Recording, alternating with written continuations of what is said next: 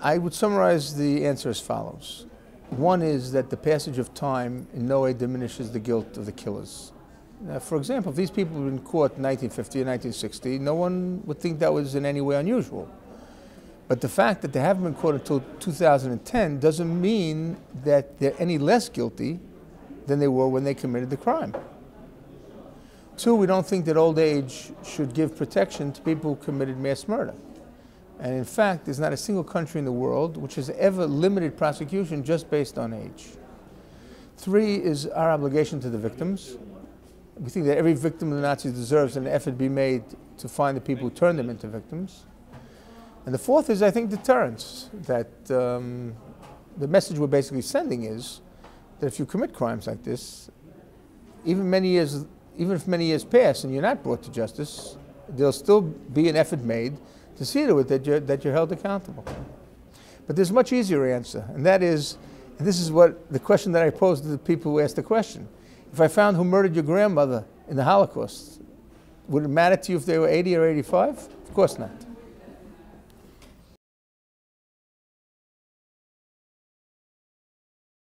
We make every effort possible to elicit information because we work the opposite from the police. The police start with a crime and then they try and determine who committed the crime.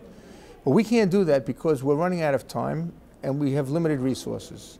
So we try and get people who have that information to give us the information, and we offer financial rewards, for example, through Operation Last Chance. And then we try and see if we can corroborate those allegations or those tips or information.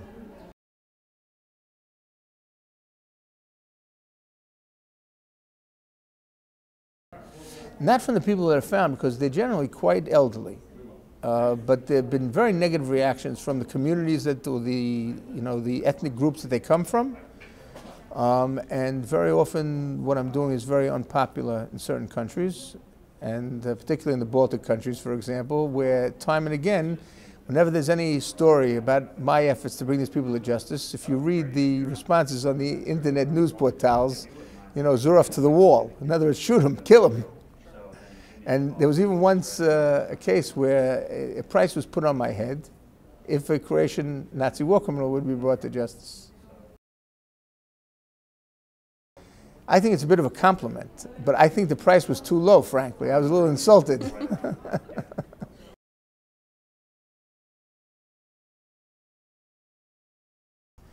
A man by the name of Dinko Šakić, who was the commandant of the worst concentration camp in the Balkans, a camp called Jasenovac, where at least 90,000 innocent civilians were murdered, most of them Serbs, 18,000 Jews, several thousand Gypsies, and many Croatian anti-fascists.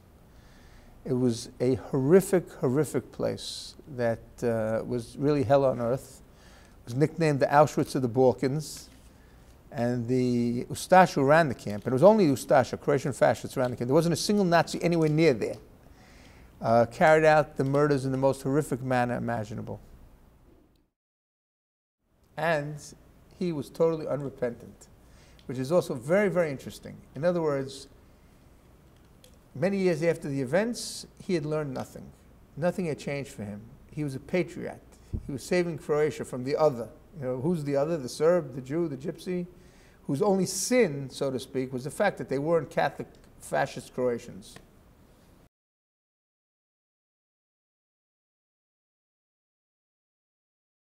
Okay, listen, many of them led perfectly mundane lives. And this is actually one of the interesting parts, because I've met some of the children of these people. They try to convince me, for example, there's a famous case that I didn't talk about tonight, of this guy by the name of Zente, a Hungarian army officer, who we know murdered a young Jewish boy who we caught without the yellow star. And his children said to me, he was a good dad. He lived in Australia. He lives in Australia. He was a good dad. He, never said an anti-Semitic word. And what I try to explain to them is that in many cases, family members have no idea whatsoever what their family members did during World War II, and that the most horrible aspect of the Holocaust was that people who under normal circumstances would never have been involved in criminal activity found themselves actively involved in murder, because the historical circumstances created by the Nazis were such that the ostensibly normal or natural thing to do was to kill a Jew rather than to save a Jew.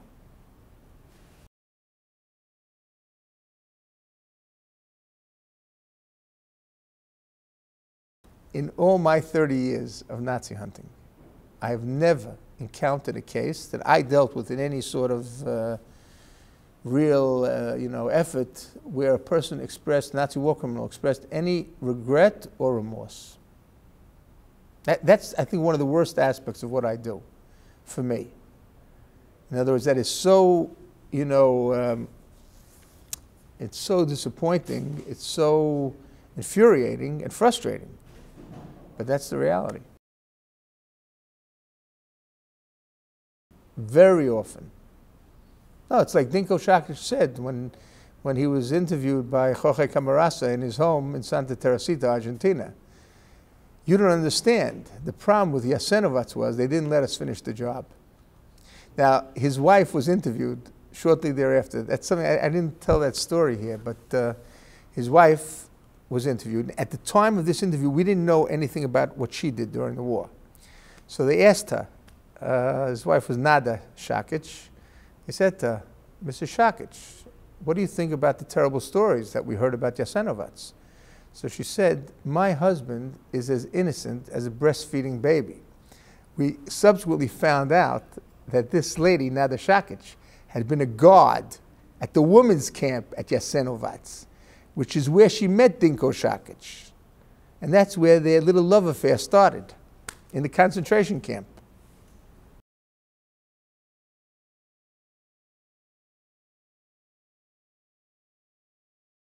First of all, it's because too little was done to bring the killers to justice.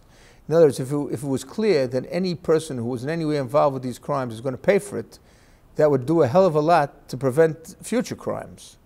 But unfortunately, that's not the case.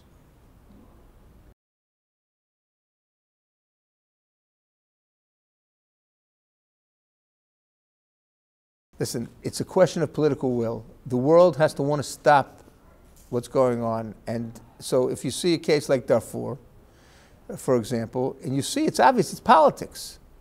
Even though it's not a classic genocide, what happened in Darfur, but it's a tragedy in which hundreds of thousands of people lost their lives. So it doesn't matter really if it is a genocide or isn't a genocide. In a situation like that, the world has to operate in a way to stop the murders as quickly as possible. And it didn't happen. Listen, I don't think it matters very much what Burundi thinks about what's going on in Sudan, okay, or what Qatar thinks about it. Well, maybe Qatar could help financially.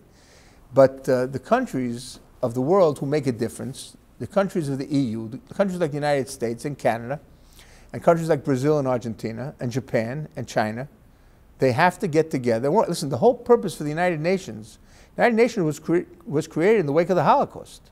And the idea behind the United Nations was to unite the world to work in a positive way.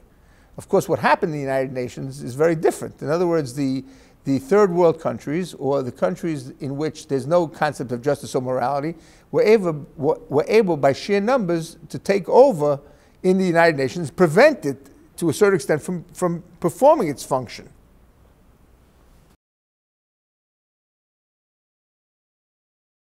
Operation Last Chance is a project to try and maximize prosecution of Nazi war criminals before it's too late. In other words, that's why we call it Last Chance. We're really sort of at the end of the game already, and we're offering financial rewards for information that would lead to the prosecution and punishment of Nazi war criminals. Correct. The name of the book is Operation Last Chance, One Man's Quest to Bring Nazi Criminals to Justice. It's basically my story. Why a kid from Brooklyn, whose dream was to be the first Orthodox Jew to play in the NBA, ends up the last Nazi hunter.